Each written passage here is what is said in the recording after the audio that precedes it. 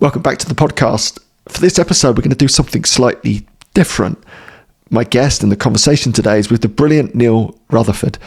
He recently gave a speech at the Lifestyle Medicine Conference in London. I've given a speech there before. The wonderful Claire Lynch, big shout out to Claire, brought Neil in to talk about his health journey and the unbelievable results that he's gained in the lifestyle approach of removing alcohol, as well as going plant-based and all other things that he's been on. And he delivered this brilliant speech. It's his first ever speech. And you know, when you listen to something, you just want to stand up and applaud. So I thought I'd start the podcast episode by giving you a glimpse of that speech. It's only about 5-10 minutes long. And then we'll get straight into the conversation. So we'll dive straight into that speech now, and then we'll get into the conversation. And before we do, just a reminder of our sponsors. Authentic Brew is one, authenticbrew.com. This is Mother Nature-based nourishment at its best. No compromise on health. It's good for you and it's good for the planet, because 25% of all profits goes to rewilding people and places, environmental causes.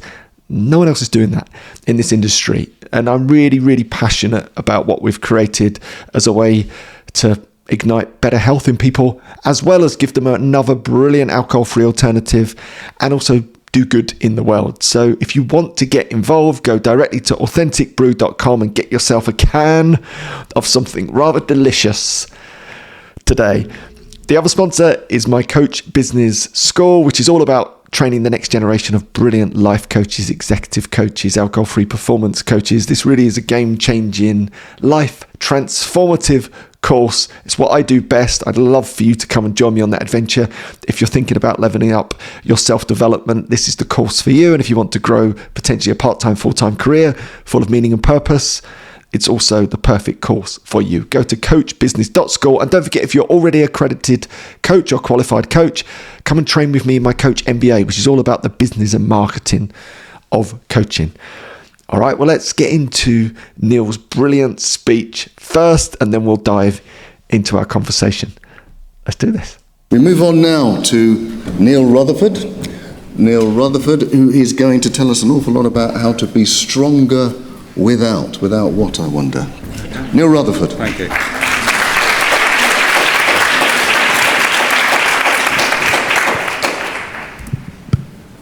Good morning, everyone. I'm Neil Rutherford, and I'm here to share my patient's journey of how I became the alcohol-free warrior using lifestyle medicine. This is my first conference and my first ever speech, just to manage expectations. How's that?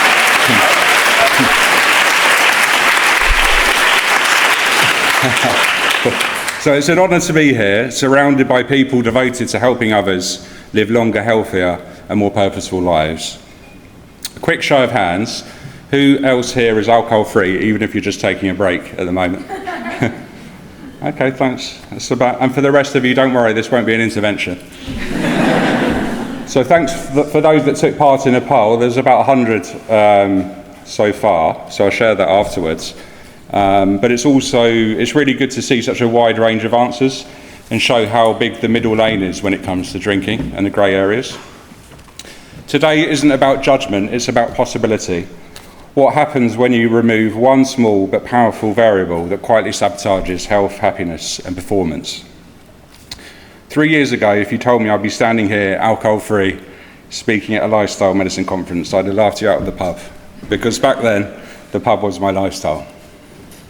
But today, I'm living proof that it's never too late to change, and we can all get stronger with lifestyle medicine. So this is me before and after. On the left, a man holding everything together on the outside. On the right, a man finally free on the inside. I started drinking at 14. By university, drinking wasn't just social, it was my identity. Recruitment became my career, and if you've worked in that world, you'll know it thrives on drinking culture. Client lunches, team nights out, Friday beers that rolled into Monday hangovers. I was successful on paper, but inside I was exhausted, anxious, and hiding behind humour and baggy shirts. By my mid-30s, I was obese, unfit, and inflamed. The big lad who liked a pint was a mask for depression, anxiety, and self-loathing. Starting a family gave me my why. It made me want to live better, not just longer. And therapy helped me face the trauma I'd buried under the booze. That's when I realised this wasn't about deprivation, it was about discovery. Removing what harms and adding what heals. So at my heaviest, I was 22 stone, 142 kilos. In recruitment, drinking wasn't optional, it was expected. The hangovers came with fast food, takeaways, no sleep, and repeat. When I finally stopped drinking, the first change wasn't on the scales, it was time to think, time to cook, and time to walk. I was referred by my GP to the NHS Way Ahead Tier 3 programme, and after 3 attempts, I was finally matched with a plant-based coach. The first one was asking me, where do I get my protein from? And the second one was asking, can I not moderate with the drinking? But that experience planted a seed for a career change for me after working with her for 3 months. I also tried the Zoe programme, but that wasn't as helpful as well, as they kept suggesting I eat more animal protein. So I stumbled across a Dr. Michael Greger talk online, which was a key moment in educating myself and deepening my understanding of lifestyle medicine. Over the last 3 years, I've dropped 4 stone down to 118 kilos now. So slow, steady, sustainable weight loss. My goal is still to lose another 4, but I'm playing the long game and can do that over the next few years. But more importantly, to never go back to the version of me that was dying in denial. The weight loss was physical, but the transformation was emotional, losing the guilt, shame and fear that came with every Monday morning hangover.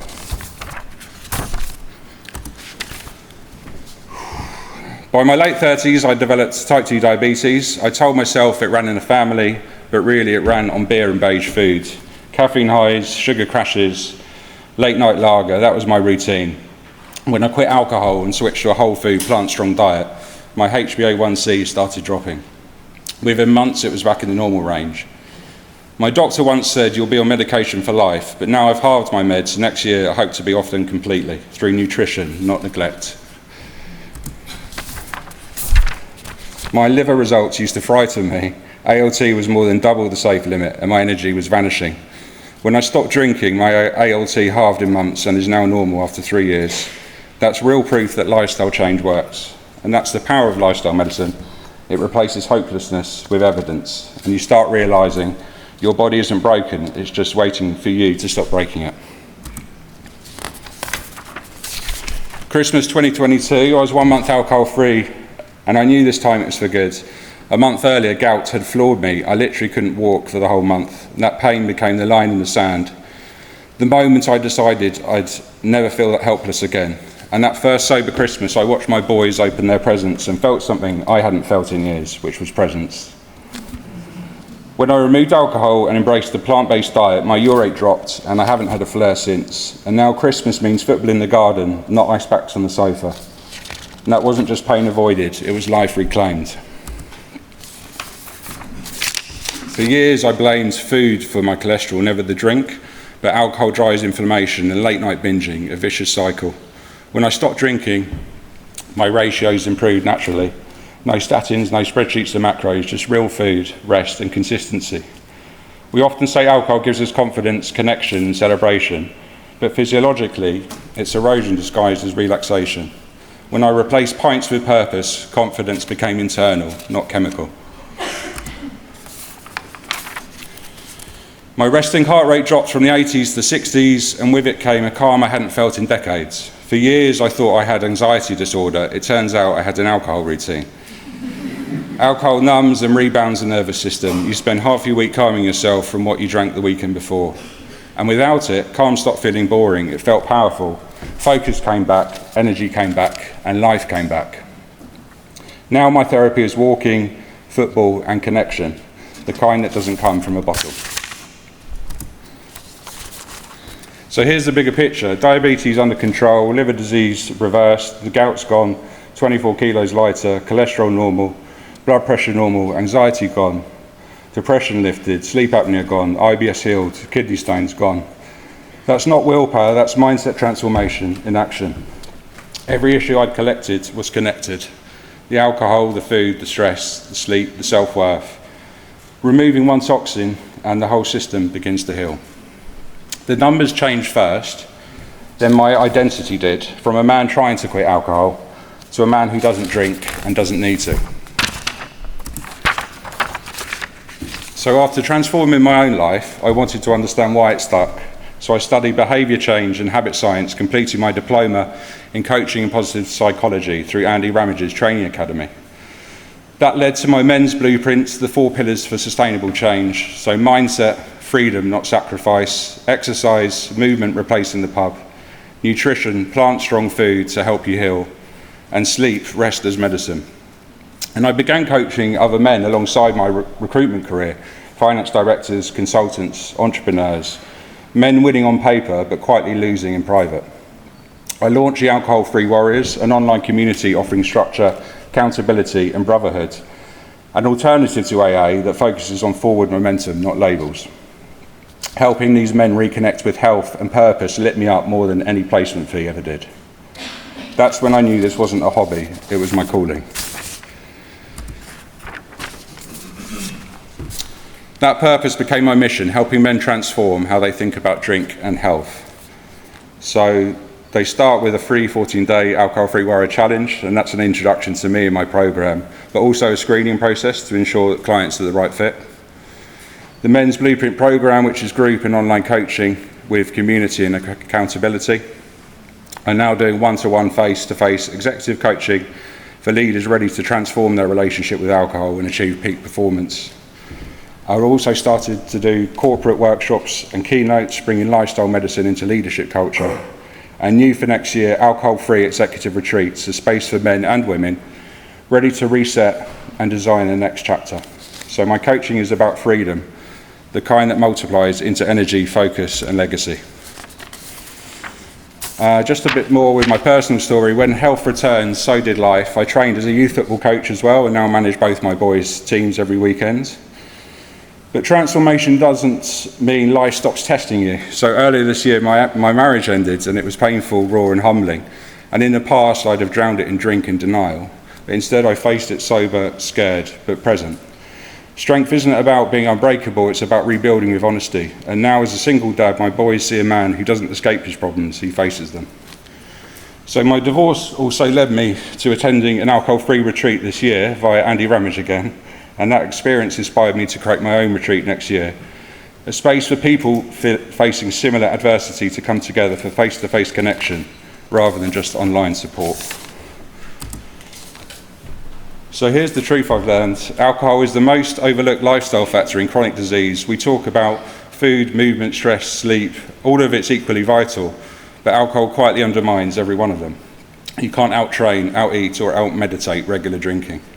But the moment you remove it, the body and the brain begin to heal fast.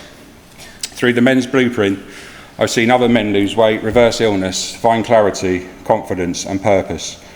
And when one man changes, his family, workplace and communities change too.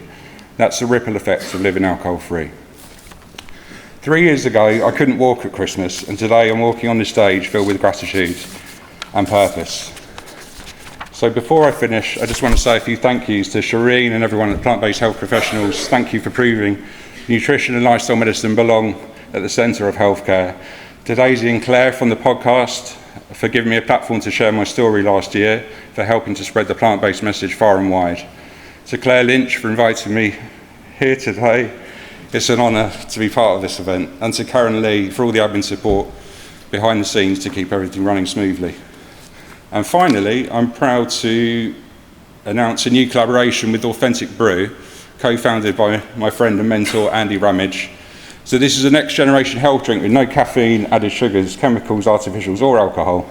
It's vegan, gluten-free, designed with optimal health in mind using functional mushrooms. 25% of their profits go to rewilding, which is a fantastic initiative that gives back to the planet as we give back to our health. So thanks all for listening. I look forward to the rest of the conference. Please come and find me if you'd like to connect. Neil, welcome to the podcast and the genre. It's great to be here, Andy. So excited. Yeah. So I see the new setup today, which I'm proud to be part of. Yeah, exactly. I've sort of changed things round and up a little bit. And the listeners now that are about to join us in this conversation, I've just heard your speech, which I loved. I just wanted to stand up at the end. Tara and I watched it and just sort of standing ovation kind of thing in the living room. You did such a brilliant job of it, considering it was your first ever talk in public about that particular topic, that I think everyone's going to resonate with. And also a big thank you that you mentioned me about 85 times. It was definitely 3. We got the hat trick in there, didn't we? But a big thank you, because I do love it when I feel like I'm a part of someone's story, however big or small. It's just a wonderful thing. And we've got to know each other over this period. You came with us to Ibiza and we did the retreat there and coaching and all the wonderful things that we've done together. But you've got this lovely warmth to you, this real character, this energy that is just an attractive energy to be around. Sure. And I'm so thrilled that you're with me here today. But what I wanted to begin with, I guess that probably wasn't always the case in terms of your relationship with alcohol. And let's sort of go back a few steps. Tell me how that unfolded and your sort of adventure into the alcohol-free warrior, as you now are. Yeah, sure. Are we going right back to the beginning for when I started drinking? Yeah, let's just the early years. Yeah, let's wind the clock back and then we'll build it forward from there. Yeah, I think, going right back to the start, my parents separated when I was young. So I grew up with my mum and sister. And I think the entry point for me to, as a teenager trying to find my feet with the crowd, drinking for the first time when I was 14 was really being part of that tribe and my group of mates at school at the time. And obviously in my local town in Yateley, that was just a done thing with that generation. In the early 90s, everyone was drinking. That's what we all did, didn't we? Yes. It was just, I think, what I would love to know, going back, were there and I'm assuming there were groups of kids that didn't do that? Do you know what I mean? I guess they were there, we just didn't notice them, but it feels like it was so ubiquitous. It's hard to find someone that grew up in our era that didn't start drinking at 14 or 15 or these ridiculously young ages. Exactly that. And we were that's where we went out, didn't we, to the local park. It was the local scout hut for us, and we got together after school or on the weekends. And I think that was that journey and that passage to sort of adulthood where you've got those teenage years. And to be honest, I look back on those years fondly. As do I, actually. Yeah, and I think that is an important part to both acknowledge, isn't it, that it's not like we've got to go back and vilify everything because alcohol was involved. Far from it. I had brilliant times around it. I'm not going to go back and change anything because I can't anyway. Yeah. So it is about going forward. But I think it is that classic story of what once served us in the morning of our life by the afternoon has become a lie. And that, I think that's the adventure ultimately that we go on. Yeah, sure. And another part of me, obviously we talk about alcohol, but the teenage years was cannabis as well for me. And a lot of people, again, that was just popular and just the done thing in those years. And I think, but it was the progression to going into the pub environment when I was 17, 18, where that sort of fell by the wayside. And then it became that step into adulthood as a full-time drinker. Even going to college and going to university, again, it was just everywhere. It was celebrated, Freshers Week. And, everyone I knew, it was just normal to go out and get absolutely smashed. Yeah, and you think about it, like through those really important years from 14, 15, I was about 13, 14 when I started drinking, all the way through that young adulthood, alcohol plays a bigger and bigger part in our life and our society, especially as we move towards the legal drinking age. Yes. When we're actually meant to be allowed to drink 18. We're normally fully fledged drinkers by that stage. And then it's just part of everything we do, isn't it? Yes. So you think all of those tender years of training our brains are trained to have alcohol in the system, in and around your life, which I think makes it so much harder as we get a bit more mature in life to make a different choice. Of course, and I think even at that age we learn to be high functioning. So I was drinking way too much, but I was still completing my assignments, I still got my degree. You still show up for what you needed to show up for in life. But I think it was when I moved into the workplace and I sort of fell into recruitment like a lot of people do. Wasn't quite sure what I wanted to do with life, but the appeal of that industry to me, because there was lots of young graduates earning good money. It was lots of parties. It was drinking on the job. It was encouraged. Drinking in the office, drinking with clients at lunch, drinks after work, drinks all weekends. Drinks trolley. Did you have a drinks trolley? Yeah. That, not in our office, but it was certainly heard of. It still goes around. It does. I know that a company that I do some work with that still has a drinks trolley. Yeah, and again, I loved those years while I was working and partying, and I think at that stage of life, when you don't have the commitments of kids and perhaps other stresses, and my health was still good. So I was still playing football then. I'd created a team in Reading Athletic, and all my mates were playing, and even that was just more the social aspect of still getting to have beers with your mates on a Saturday afternoon after football. So that period was still fun. But I think it was hitting that milestone of as you get into your 30s, and they don't call it 1830s for nothing in terms of that clubbing lifestyle. But I started to struggle as I turned into 30s, and everything started to catch up with me on the health front. Yeah, and what were the sort of things that you started to notice? Well, I think I'd stopped doing the sport. I had a bad knee injury, and then just from the not looking after myself with the constant takeaways and the constant drinking, so the weight really started to pile on for me. And then obviously just feeling some depression, some anxiety. Just going through the same cycle of not really enjoying what I was doing, but I was just stuck on that sort of hamster wheel, or the never-ending hangovers and the Sunday dread before Monday, and then it would be Monday beers again with clients, and I just couldn't ever really see an end to that until Dry January popped up, and subconsciously something just made me sign up for that. I think it was the first ever one in 2013, so I would have been 32 at the time. And that was just my first, as an adult, at the age 32, it was the first time I ever had a month not drinking alcohol. Which I think is such a brilliant initiative, isn't it? That Dry Jan and Alcohol Change UK, who are the creators of Dry Jan, I'm forever grateful for them, because I think they've helped so many millions and millions and millions of people have a safe space. Yes. That every year it grows. Dry Jan gets bigger and bigger and bigger every single year without fail. That's just allowed people that excuse to just take a break and just get some rest from it. Have a break and have that reason. So it was obviously signed up, and I was doing it for charity, for cancer awareness at the time. And everyone, at the time didn't believe I'd do it, and they were still trying to get me drink the whole time. And to the point where people were leaving a beer can in the office on my desk for the 1st of February, of which, I still ended up drinking a month's worth of booze, unfortunately, that 1st of February. And because that's the thing about having a break for a month, you don't change your mindset. You're almost white-knuckling it and waiting to be able to have a drink. So. Yeah, well, there's two ways to do it, isn't there? There is the month. So two people do the same month off alcohol, but you can do it with that mindset of it's going to be a rubbish month, especially in the UK, Europe. It's cold, it's dreary, all the fun of Christmas is over.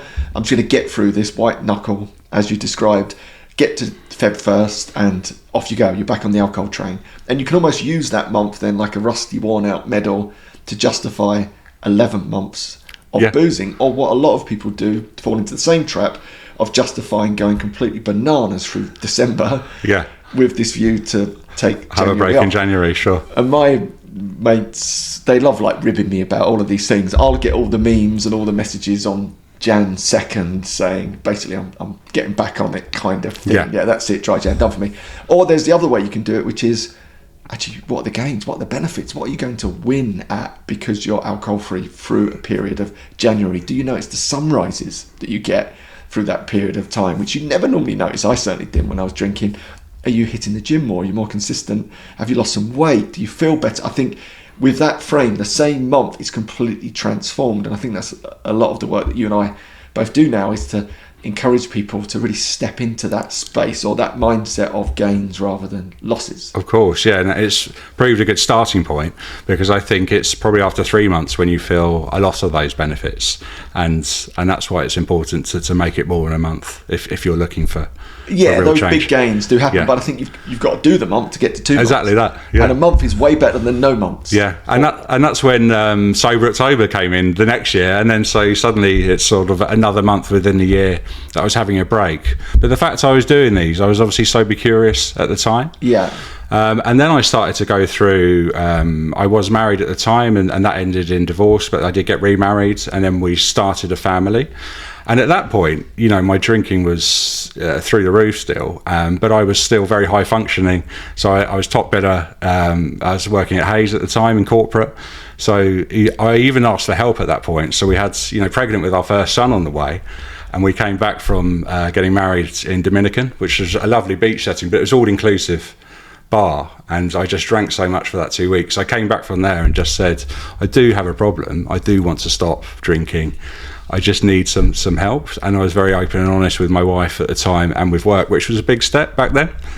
And obviously I was a big biller for them, so they obviously want to protect their investment. But just from that human level, I think stepping out of your comfort zone and putting your hand up, and that's where I started on this journey of, starting some therapy. I was never quite into AA, but I was curious about it. So I went to a couple of meetings and I just felt that isn't for me. Obviously, it's a fantastic organisation that's helped lots of people, but I just didn't really connect with it. I just still felt I had the power inside me to make those changes and to make those mindset changes around alcohol. And then that's when the 1 year no beer program popped up. I think that was about 2017. Well, it's about 10 years old now. One Year No Beer, and again, although I left there in 2019, I think I stepped down from One Year No Beer. It always have this fond place in my heart. That was the beginning of the adventure. Yes, and it's helped so many people, yourself included, which is wonderful to hear. Well, it got me beyond just having that month break. And it took you to something a bit bigger. And once you get to the 3 months and then you're looking at a year, and it wasn't easy for me, by the way. I think I had about 100 resets, and I think one of the team got in touch with me just to check, are you okay? And I was just... It's just a bot. Just keeps going. I was just so persistent with it, and when I finally nailed that year and did it, it was such an achievement.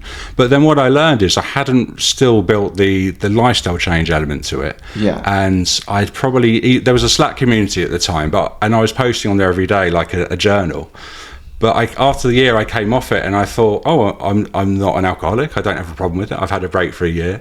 And then the first sort of stressful day that came up with work, which was about a week later, I thought, I'll just have a couple of beers. That old thought again. I'll just go for a couple of beers just to take the edge off. And then that spiraled into 3 years of stop-start, moderation, weight going on again, all the chronic health issues coming. So I think at my worst, it was 22 stone, and I had diabetes, gout, liver disease, the anxiety and depression that I've mentioned before as well, and a whole host of other things that had built up to about 10 different conditions. Yeah, we'll dive into those in a second, but even that part around you taking a year off. Yeah. And it's like it lies in wait, doesn't it? That behaviour that is just waiting for an excuse to reappear again, even after a year off. That thought of moderation, or just one drink to deal with a stressful day, or the usual story, a small celebration can quickly spiral right back to where you were, which is amazing when you think about it. And I think that's why anyone that's taking a break is to really stay focused on what it is that you want to achieve from alcohol should you decide to go back to it. So it really is on your terms. Otherwise, I think if you drop your guard and just assume you've got complete control over it now and you can take it or leave it willy-nilly, very often it comes back and bites you on the bum when you wake up 6 months later and it's like, how did that happen again? Of course, and I hear so many stories now, particularly with guys that I'm helping, where they go on. I think you mentioned it once in your coaching about the corkscrew. That it feels like we're going around in circles sometimes, but so long as we're moving up, eventually you will come out the other end. And sometimes you've got one more cycle to go through before you truly understand that moderation doesn't work. And then it's about focusing on all the gains of an alcohol-free life. That is in all the research. And just to complete that analogy around the corkscrew, is that for most people it takes 5 to 7 times around that corkscrew of change. You're always moving higher before you make lasting change. So for lots of people listening, slip-ups, they're all part of the story. It's part of your story that led you here. You didn't get there in that nice linear fashion. You didn't go, right, that's it, done. There's been loads of learning points, loads of wrestling with this thing, but you're testament to the fact that you've now cracked it in a huge way, and you needed maybe that slip up or those few months away back, or to go back into alcohol to actually reaffirm the fact that by being alcohol free was the right path for you. 100%, and that's why I needed the month, the 3 months, the year, the slip ups, the moderation attempts, and then I realised it's not quitting alcohol, it's building a new life. So for me it was pub replacement. I used to have this habit of going to the pub at lunch and having a couple to take the edge off, and now I just go to David Lloyd's. You love David Lloyd. I go there every day. Ambassador of David I certainly am, and I've only just started nailing the gym properly, and I've been going there for 3 years, but the gym was like third on the list. So it was like spa, the sauna and the plunge for me is just switch off. It's meditation, it's feeling calm, and it's doing the work. Because you have to do the work. You have to be comfortable sitting with yourself and your thoughts to understand who you really are. And then it's community, because up there's a great cafe, there's lots of other guys who are also alcohol free, and then you get to build some lasting friendships. So I am going to be going to David Lloyd later. You go to David Lloyd is a health club, effectively, isn't it? So I'm a member of the David Lloyd as well in Gideon Park. Is Matt in the same one as you? I don't think no, so. I think he's in Bedford. So basically, if you go to David Lloyd, you'll find some alcohol-free inspiration clearly knocking around. I do believe Matt's got some events coming up in David Lloyd in Bedford as well, actually, all about inspiring the gym goers, because what a place to inspire people to take a break from alcohol. So with that, you've found this community connection in David Lloyd, but let's just go back a little bit to where you were in terms of your health, the bit that I want to focus on, because I think a lot of people listening to this, they are concerned about their health, right? Your health is your wealth. Simple as that. Everyone agrees with that term, yet most of us have fallen into a trap of ingesting alcohol in massive quantities, which we know is terrible for our health across so many different spectres of the human body and mind, from the fact that it's a group 1 carcinogen, so cancer-causing substance, the fact that it inflames your body, which is linked to every lifestyle disease you can think of. It's linked, now to dementia as well, which we've always known about, which again makes perfect sense. I mean, I could go on and on. I won't bore you with the health consequences of it, but it's so ubiquitous in our society. It's so overlooked, and then we find ourselves maybe middle-aged like you did, where the football's gone, you've got less time, you haven't really got the energy to go to the gym like you did, fast food takes over, alcohol's really prevalent, and then you wake up one day and you've got a whole host of health consequences now in your life. What did that look like, and what's the adventure been like to change? I mean, at its worst, it was, I'll always remember, it's the day the last day I drank, 24th of November 2022, which is just over 3 years ago now. But I'd had a gout attack, and anyone that's not had gout, I can just explain it as the most painful thing imaginable to guys. Obviously, we don't have to go through childbirth, so I can't relate to guys that. Are pretty weak, to be fair. We stub our toe, and it's the worst thing. But it starts in the toe, and it just feels like someone's stabbing you in the toe constantly, and you can't move. You can't walk, and that particular episode lasted a whole month up into Christmas. And as the boys sort of lying on on Christmas morning, opened their presents, and I was still stuck at that point. Couldn't get on the floor with them, and I just felt, at that age of 42 at the time, I thought I'm just missing the best years.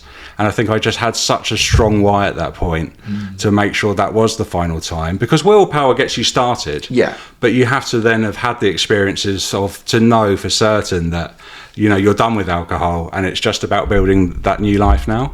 And it was still hard for me. So, that first year, because my starting point was 10 chronic health conditions and 22 stone, that was still a first tough year to get through. The weight was coming off slowly, but life was still hard and still has its challenges. And I think the key thing for me was finding something to replace it with. And apart from David Lloyd, which is great in your spare time, that's where the coaching business school came into play. Because once I knew I was going to make this a lifetime commitment, I just suddenly had this passion that I want to help others. And I saw an email from you about that you're now training up coaches to learn to perhaps be an alcohol-free performance coach and help others. And that just sparked something inside me. And so for that second year of not drinking, I was studying on your course. Obviously, that was a 6-month diploma on that. And that was, again, really hard, stepping out of my comfort zone. I really had to push myself to do that, along with, my day job and all my other family commitments and everything else.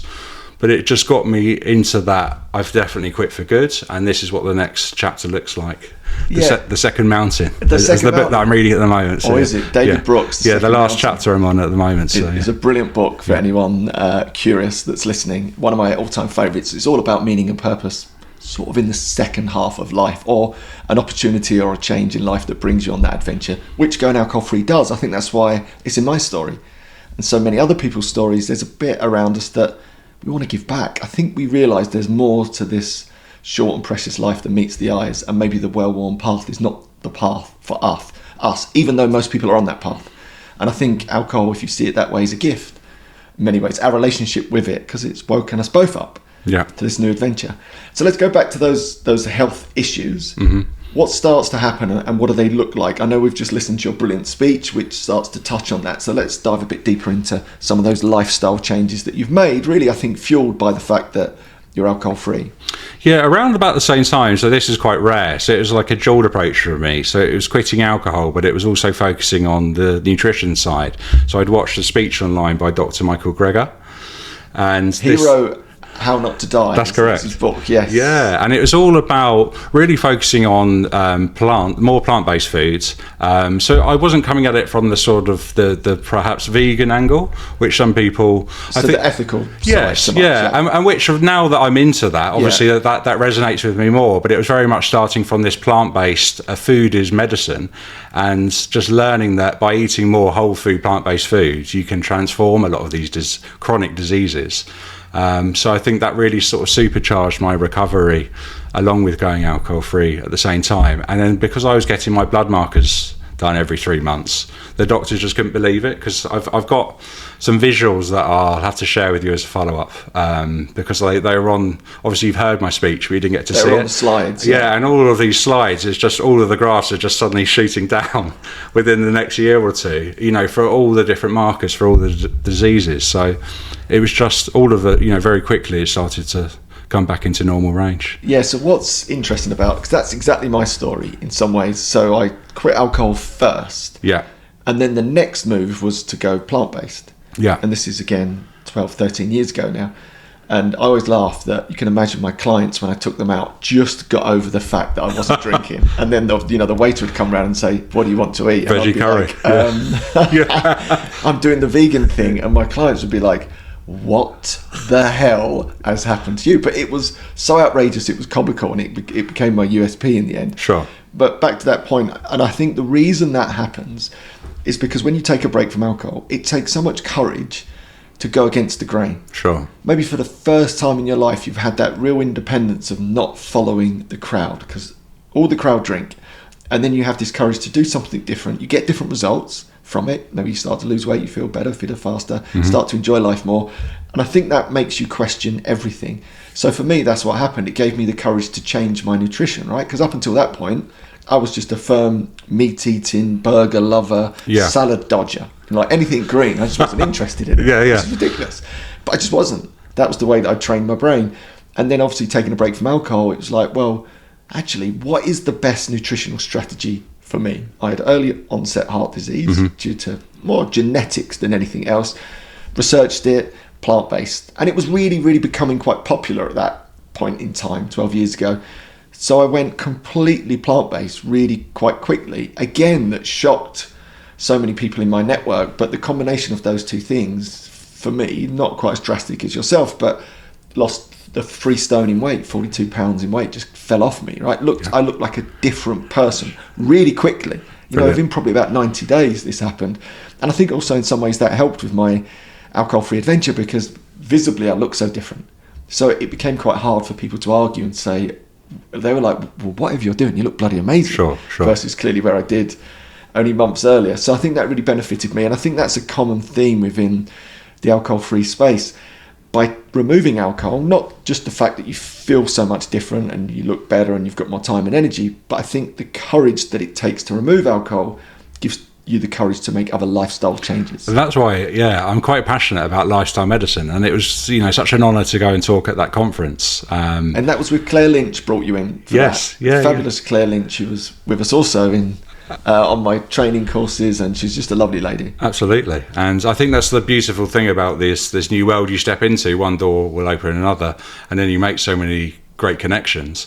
But I just think, coming back to the lifestyle medicine piece, you've obviously got the other pillars there, the drink and drugs, obviously getting rid of that. But then what's the best nutrition? The sleep, all the stuff that you talk about, going for a green shower, just being outdoors, just all the positive things in life. They're effectively free. And that is the best medicine for us as humans. And we've just been caught up in a whole other world for a long time now. And I think that's why it's important for us and for people to shout about it and shine a light. Yeah, exactly. And I think it's all the knock-on wonderful benefits of not drinking for me. It's the fact that I can get up earlier. Yeah. And by getting up earlier, I had more time to be outside in nature, which is so good for you. And your sleep is transformed. Yeah. There's no two ways about it. I'm writing about sleep at the moment. Alcohol destroys our sleep. Yes, it sedates our brain, so it knocks you out or knocks you into sleep, but the quality of your sleep is diminished to such a level. It's a little bit like, I had a guy called Nick Littlehouse, who was the original sleep coach at Man United. Okay. He's got a brilliant story, Nick.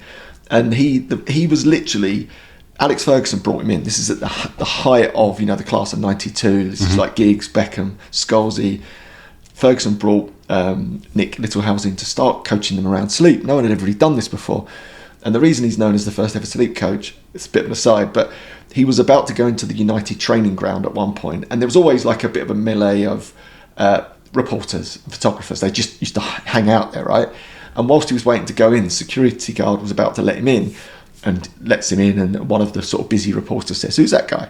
Security guard says, "I don't know, I think he's some sort of sleep coach." The next day, the back of the Sun was, "Man United have a sleep coach." This is Nick Littlehouse. But anyway, and he described it to me brilliantly like this. He said that if you can imagine, we sleep in 90-minute cycles, and you walk effectively from light sleep. Imagine you're walking down a flight of stairs all the way to the bottom where you get your deep restorative sleep. Takes about 40-ish minutes, and then you walk all the way back up from really deep, nourishing sleep to light sleep again. That's your 90-minute cycle. Yeah. What happens when you drink alcohol? You walk down the first few flights of stairs, but then you get stuck. You can't get into the deep, nourishing, REM, replenishing sleep, and then you walk back up again. And then this goes on all night. So even though technically you might have been knocked out for your 8 hours, you don't get any of the replenishment. That's why you wake up feeling groggy and tired and awful. And then, what's his name? Matthew Walker, yeah. who's the other brilliant sleep professor and scientist, described it like this. Instead of you actually walking all the way down the stairs, you get stuck halfway. But then what happens? You run up the stairs and down the stairs, up the stairs, these micro awakenings all night. So what you also don't realise is you're not getting into the deep, nourishing, restorative sleep, but it's like running up and down the stairs all night, like 100 times. And you're not conscious that you're awake, but you are waking up. So no wonder when you come out the other side of that, you feel bloody awful. Of course. To think I was doing that for 20 years. Because I used to drink every other day, and then it was a hangover day, and that was my cycle. So I was never, ever getting anywhere close to my best. Yeah, and the research around that is huge. And now my number one benefit, even now still, it is just that waking up fresh, because I've got a sleep tracker as well, and it shows me, as you say, those 1.5-hour cycles, so 7.5 hours sleep at night, 2 hours in deep, 2 hours in REM. Perfect. And then you're just ready to go the next day, aren't you? So. Yeah, and it's the culmination of those things. Now you've got more time, you start to radiate a different energy, your brain starts to come back to authentically you. I think you can see the bigger picture and better opportunities in life, and it's all driven by this one change. So for you, how does that start to manifest? You've changed your relationship with alcohol, your health is starting to change and evolve, you're starting to become the role model that you always wanted to be. Tell me about that. Yeah, I think having the boys at home has been fantastic, and obviously with the COVID years, suddenly we were working at home. But one big final change for me was coming out of corporate, and I joined a smaller firm, and that sort of really gave me that freedom to be able to work remotely. To be able to go to the gym every day at lunch, and just to build in that lifestyle where I'm still serving my clients. So even in recruitment, it may not be my dream role, but it's the part I enjoy from it is obviously the connection I get from speaking to my clients and my candidates. But it's that lifestyle at home and having the work-life balance to have time for the boys. So it was walking them to school. It was, picking them up from school, and having had those periods when I couldn't even walk with gout. Just the simple things in life like that. And then I trained, as well as the life coaching, trained to be a football coach as well. So I coach both their football teams. So William's now with the under-9s. I've been doing that for 3 years. Really? I get so much enjoyment out of that, because it's like Friday night training, early Saturday morning games, which would have been before I'm in the pub or writing off with hangover. Would never have done it. And that's the thing, is those sliding doors moments of life that I just always like to accentuate and highlight, because probably if you were still drinking, you would never have trained as a football coach, because Fridays and Saturdays wouldn't really have been an option. Yet you would have missed out on all of that joy that will last you a lifetime. That's real joy, isn't it? Yeah. Being with the boys and training the boys that goes so quickly. Now my girls are grown up, 19, 17. These moments are so precious, and they often get missed on what? A Friday night, a couple of nothingy drinks, listening to the same old dross from the same old people moaning about the same old things. You are missing out on these life-nourishing moments. Like when you actually get some distance from that, it's quite scary, isn't it? How many people will miss the moments that in theory they would have cherished all of their life because they're having a couple of drinks after work, talking absolute garbage and nonsense. Yeah. It's scary, isn't it? And I felt like, as you say, that bit just became the same night in the end, and it's like Groundhog Day. Exactly. So Nothing I new did that happens. night for 20 years, and so it's just creating new memories now, isn't it? And stuff that you remember, and being fully present for it as well, and having the energy to do it. Yeah, which is just wonderful, right? And what a role model you are now. Well, now even for my youngest, they're doing it's a new format. So from under 7s, it's going to be 3v3, and that's going to be the first. So I'm going to be leading that group as well. So obviously with William, I was part of a cohort of a group of coaches, and then you just keep evolving. And now I want to lead that year group, and then I've just been off to the Hampshire FA to learn all about that course, and you just fit it in, don't you? I'm doing more stuff. You've got half of my time was taken up with drinking and hangovers, so then it's time to do what you really want to do in life. Yes, Seneca on the wall there and in those lovely books that we brought to Ibiza. Yes. Shortness of Life. Yeah. I gave you that lovely book. Yeah, I read that while I was there, yeah. And he talks about it. It's not that we don't have enough time. We waste so much of it. And I would argue in the modern world, the biggest time drain is alcohol. And almost no one spotted it. It's like we sort of discount that and we go, we're so busy. I've got so many plates spinning in life. Mm-hmm. But it's the alcohol plate that's taking up all the time, not only in the physical act of drinking, it's the day after that when you haven't quite got the energy and you're on the back foot, and it sucks away the energy from the day after, and the day after that destroys your sleep. So those things combined, when we haven't got a lot of time in the modern world, pretty much all of it's gone. Yeah. All of that access time that you could do great things with, such as retrain as a coach and spend time with the boys, has gone. Remove alcohol, you get it back. Yeah. Even when I was moderating though, and so there was a period when I wasn't drinking, there was still noise that you'd be thinking about it. And I think by going alcohol free for good and making that decision, it's like turning the radio off and just there's no more channel there anymore, and you can just focus on the positive stuff. But that's a really interesting point worth exploring. So I see lots of people that are listening to this podcast, I'm sure, that still occasionally have a drink or in that moderation period, which you've tried, I've tried, didn't work for us. Not that it can't work for other people. And I left a big podcast on exactly that, about moderation, if anyone wants to go back and listen to that and my views on it. But I think what you highlighted there is really important. There's a noise that you can't underestimate when alcohol is in your life in any shape or form. So if it's still just a moderate form, it's still in your mind. It's still nagging away at you. It's still taking away an open loop. Yeah. Your mental capacity is being lost to should I or shouldn't I? Yeah. Is this a 1 drink, a 2 drink? What about driving the car kind of moment? It's just rumbling along. But when it's gone, so it's off the table because there's nothing to gain and nothing to lose and everything to gain. There's a new freshness and a space that comes over you that's like a peace and tranquility that's hard to describe. But it's there, isn't it? That moment when the decision is done, it just makes life, I think, so much easier. And that's what I find with the coaching, because it very much is a passion. So I imagine myself retiring from recruitment one day because it's been a great career to me, but it's still work, it's still a job. Whereas coaching is something I just genuinely enjoy. And I feel privileged that I'm able to do both for now and sort of build that on the side. But, that it's something I'm getting so much joy out of. I just feel like that's where my peace is because I'm on the right path now. Yeah, I think there is, meaning and purpose. Yeah. Let's go there. I think when we remove alcohol, we've got a much better chance of finding our path, our meaningful path, whatever that looks like, 'cause it's all very unique to the individual.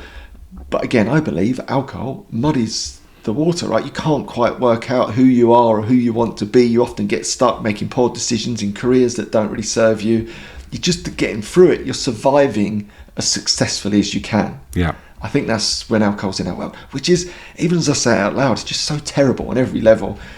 Yet what I see continually is people that remove alcohol, not there have all the answers or it's some magic pill to meaning, but in that exploration of themselves, they become authentic, and very often opportunities start to arise that weren't there before, and then through colliding with life authentically as them and all its ups and downs and challenges, they start to step into something that feels more meaningful, more purposeful, and start doing work that will leave a legacy, a life of contribution. And I see you doing that now with what you do with the Alcohol-Free Warrior, and I just think it's such a gift. I think it's a joy to do something. I've been at this 13, 14 years. I still get as excited today cheering someone on. I was in the Dry app this morning and I'm just cheering them all on. 10 days, 2 days, 100 days. Literally like I was 10, 11 years ago when I first started it, when you can like be involved in something like that, you've hit gold in terms of meaning and purpose. 100%. And the alcohol-free warrior thing was almost something for me to be proud of, because I think when I was first quitting drinking, I was still hiding it. I was giving excuses like I'm not drinking today because I'm on some medication. But now it's like I'm proud to be the alcohol-free warrior, and I want to inspire others, and as you say, and leave that legacy. And the more of us that are putting things out there, because we've all got different angles and we've all got different lanes. And I know you talk a lot about middle lane drinking. I still was a fast lane drinker, and I really was on the edge of it being a very serious problem, but I still managed to come back from that. And that's why I want to shine that light for other guys out there who I know are struggling. And there were times when I think I'm never going to crack this, but you don't give up giving up. You keep at it, you keep looking, you keep trying a different way. Whatever it looks like now, there's so much more help out there now than perhaps there was 10 years ago, because it wasn't overnight. It was a 10-year journey for me for quitting.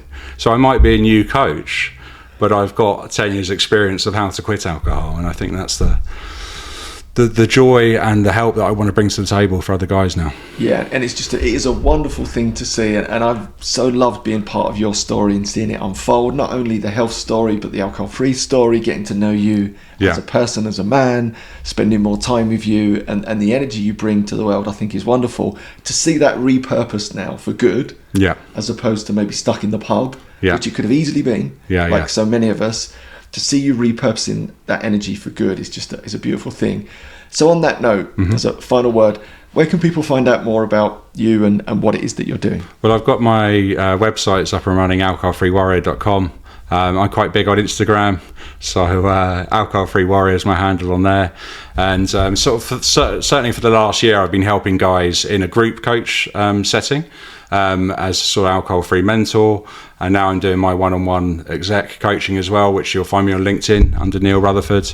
But I've got so many ideas. And funny enough, I'm coming on your retreat this year, which is great that it was called the Reinvention Retreat, because again, I wanted to shine that light on life is still hard, life still with challenges. So even going through, I've had a really tough year in the recruitment world. It's been a tough market.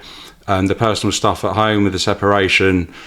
Despite those, I'm still happy. I'm still, because I'm my authentic self, all of these external influences, it's so long as you're in a good place and you're moving forward on the right track. That's what's important. And I think at your retreat, I realised there were so many other cool people there on the same level. And the beautiful thing about that experience was everyone was just putting it all out on the table, from the off. And we had some brilliant connections there, and it was a very special group. So I'm very happy to be in touch with those people. But they made me aware of ADHD too, so I've never been diagnosed for that. And I think I'd probably self-medicated for 20, 30 years. But now I'm my authentic self. It's actually a superpower because I've got all these ideas, and I want to do retreats too, and I want to write books and do an Alcohol Free Warrior podcast and everything else that goes with it. Yeah. And it's just putting it in the right sequence and trying to focus on one thing at a time, and it will come because I'm on, playing the long game now. So. And you're shining up and showing up and shining authentically as you. Yeah. Neil, you're an absolute star. It's been such a pleasure. Good work. We did it. Yes. Let's do this. Right. Let's do this. Okay, great. Perfect. What an inspirational guy Neil's become. An incredible man, role model, shining a new light. And I'm so privileged to have been part of that story, and now to see him blossom and go out into the world and really start to make a difference of his own. I just think it's an incredible thing. So hopefully you enjoyed that conversation between us both. And don't forget to follow along. Please subscribe. Share this podcast far and wide if you think it will help another soul on this planet. And as always, a special thank you to our sponsors, Authentic Brew. Go to authenticbrew.com to taste our incredible Mother Nature based drink that's full of nourishment and wellness and also does good for the planet. And also, if you want to come and train with me in what I do best, go to coachbusiness.school to either join me on a diploma course where I'll teach you all the skills of coaching, or if you're already an accredited coach, you can join me on my Coach MBA. Go to coachbusiness.school. Until next time, your coach, Andy.